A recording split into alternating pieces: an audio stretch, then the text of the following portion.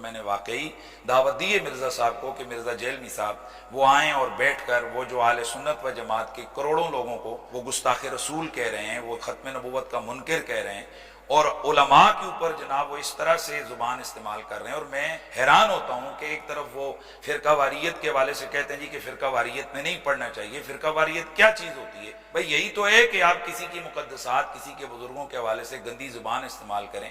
وہ کون سے لفظ ہیں، وہ کون سا لہجہ ہے، وہ کون سا انداز ہے جو مرزا جیلمی صاحب نے جارحانہ اختیار نہیں کیا ہے. تو اس حوالے سے بہرحال انہوں نے صوفیاء کرام کو سامنے رکھ کر، ان کی ان عبارات کو سامنے رکھ کر انہوں نے پوری امت کو جناب ختم نبوت کا منکر اور گستاخ ڈکلیئر کیا ہے. تو اس حوالے سے بالکل میری ان کو دعوت مناظرہ کہہ لیں، دعوت مباحثہ کہہ لیں، مکالمہ کہہ لیں، میری ان کو دعوت ہے.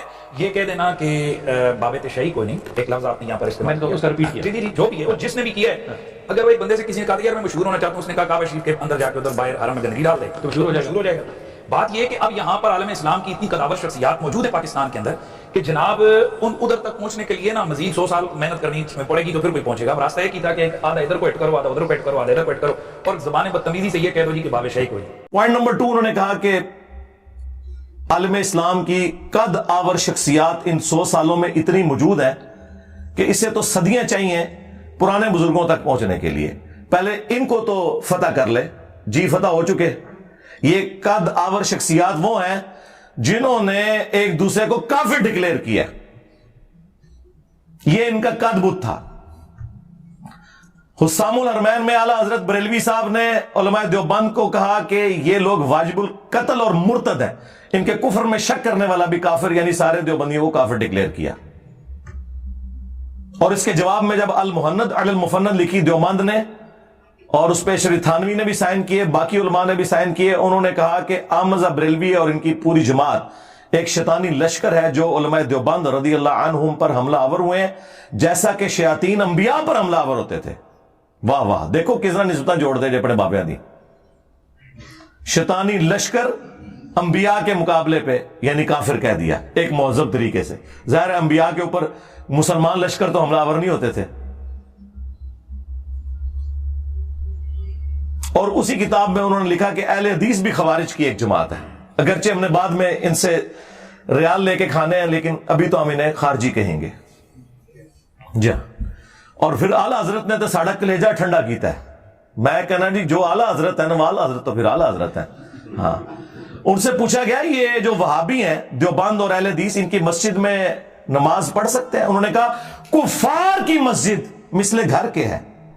کہتے ہیں نہیں کافر نہیں. وہ اگلے دن نیو ٹی وی پہ کہہ رہے تھے کوئی ایک دوسرے کو کافر نہیں کہا ہوا. تو میں نے کتنا بڑا چیلنج دیا ہوئے مولویوں، اگر میں یہ ثابت نہ کر سکوں گا تمہارے بزرگوں نے ایک دوسرے کو کافر ڈکلیئر کیا ہوا ہے، یہ ثابت نہ کر سکوں، میں اپنی ساری ویڈیوز ڈیلیٹ کر دوں گا. اور ٹائم قیامت تک ہے. آج لیپا پوتی کر رہے ہو، ہمارے بکس میں تم سب اکٹھے ہو گئے ہو. بکس علی میں ساری بنو امیہ اکٹھی ہو گئی ہے. یہ زومانی جملہ ہے. یہ بھی اس طرح کے جملے بولتے ہیں نا.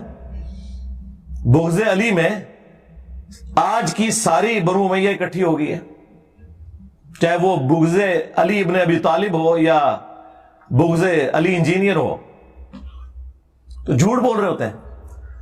پھر اعلیٰ حضرت سے پوچھا گیا کہ ان کے پیچھے نماز درست ہے؟ انہوں نے کہا ان کی نماز نہ نماز ہے نہ جماعت ہے. کام ہی ختم.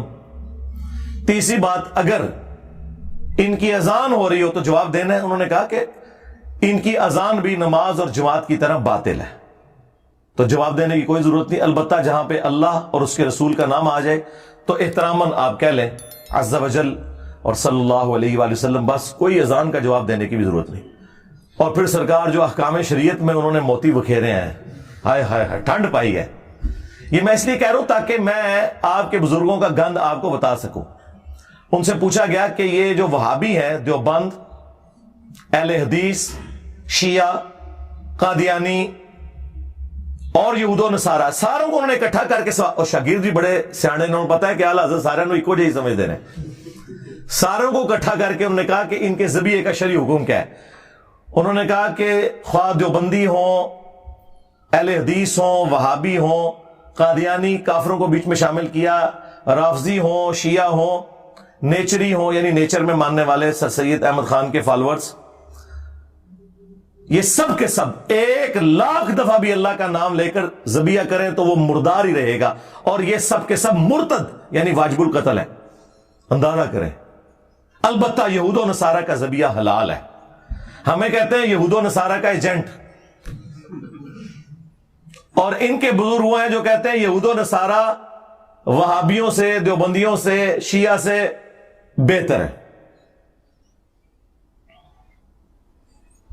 یہ اعلیٰ حضرت نے موتی بکھیرے اور وہ گند آج تک ہم صاف کر رہے ہیں۔ تو یہ قدآور شخصیات کا میں نے جواب دیا ہے، ان 100 سالوں میں یہ ہے جناب قدآور شخصیات، اور جو میری زندگی میں ان کی حالت آپ نے دیکھ لی ہے۔ جو آپ کے بڑے بڑے قد ہیں نا، مفتی منیب الرحمان صاحب بریلویوں کے، مفتی تقی عثمانی صاحب دیوبند کے، اور ساجد میر صاحب اہل حدیث کے، اور ساجد نقوی صاحب اہل تشیع کے، ان کے نام تو میں احترام سے لوں گا۔ ان کے بچوں نے چونکہ کام آگے سے ڈالے ہوئے، لہذا بڑے تو بیچ میں آتے ہیں بچوں کے کرتوتوں کی وجہ سے۔ ان میں سے کسی کی جرت نہیں ہے کہ یہ آ کے مجھ سے بات کر سکیں ان کی خواہش کے اوپر۔ مجھے کوئی خواہش نہیں ہے بھائی، جن لوگوں کی اپنی ویورشپ سینکڑوں ہزاروں میں ہے، مجھے کیا ضرورت ہے کہ میں اپنے ساتھ بٹھا کے انہیں مشہور کروں۔ لیکن ان کا دعویٰ ہے کہ یہ سب سے بڑے ہیں اس زمانے میں، اور دوسری طرف ان کا میرے بارے میں دعویٰ ہے کہ میں نے نیا فرقہ لانچ کیا ہے۔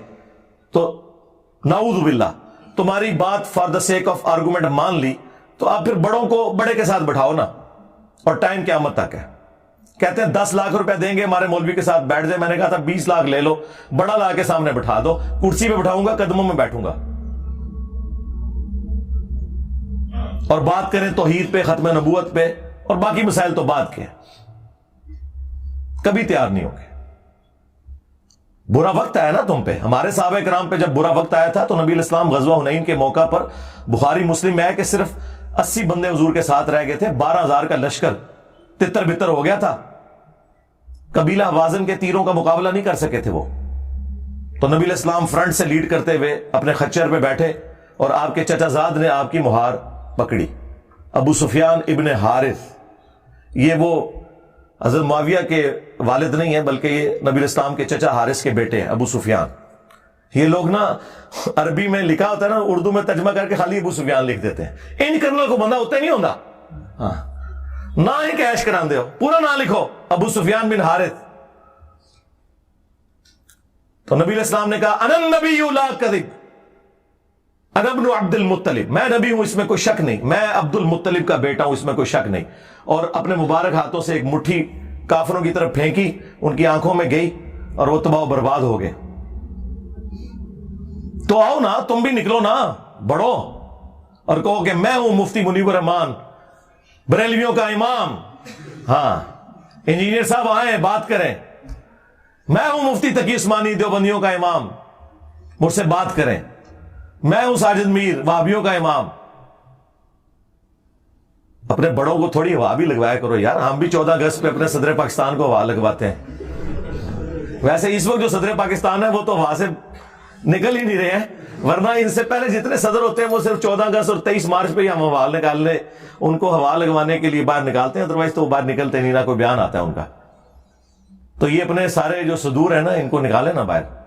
اور اگر یہ نہیں نکل سکتے، آپ زیادہ بے عزتی محسوس کرتے ہیں، تو اس طرح کریں کہ ان سے لکھوا دیں کہ یہ چھوٹو جو ہے نا یہ میں نے لانچ کیا ہے، اور یہ چیز ویڈیو میں بھی بنا کے دینی ہے۔ ہاں لکھی ہوئی چیز سے لوگ بھاگ جاتے ہیں، ایڈوب فوٹو شاپ کا کہہ کے انکار کر دیتے ہیں، ٹویٹیں ڈیلیٹ کر دیتے ہیں، ویڈیو میں آ کے اور کہتے ہیں انجینئر صاحب نے یہ بعد میں ایڈ کیا۔ سرکار میں پہلے دن سے ویڈیو کی بات کر رہا ہوں، اٹھائے میرا سال پرانا لیکچر انجینئر محمد علی مرزا عوام الناس کی عدالت میں، بلکہ اسٹوڈنٹس کی عدالت میں، اس میں نے بات کی تھی کہ ویڈیو بنوانی ہے کہ اس کی جیت میری جیت، اس کی ہار میری ہار، اور میری ہار میرے فرقے کی ہار ہے۔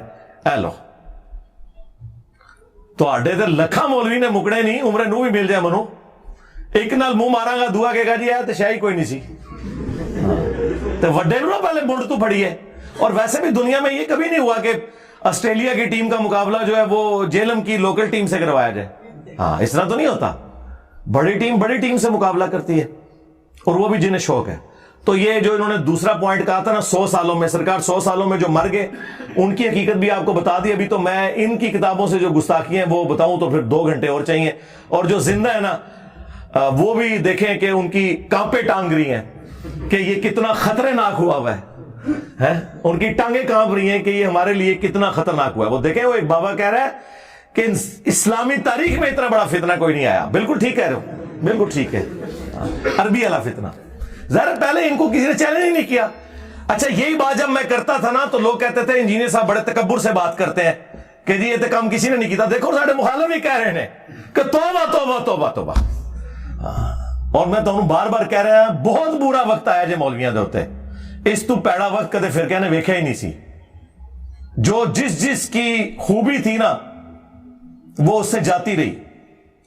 بریلوی کہتے تھے ہم سے بڑا کوئی عاشق رسول نہیں اور باقی سارے گستاخ ہیں. ان کہہ سکتے ہیں میرے بات صفائیاں دے رہے ہیں اپنے بزرگوں کی جو میں نے گستاخیاں ہائی لائٹ کی.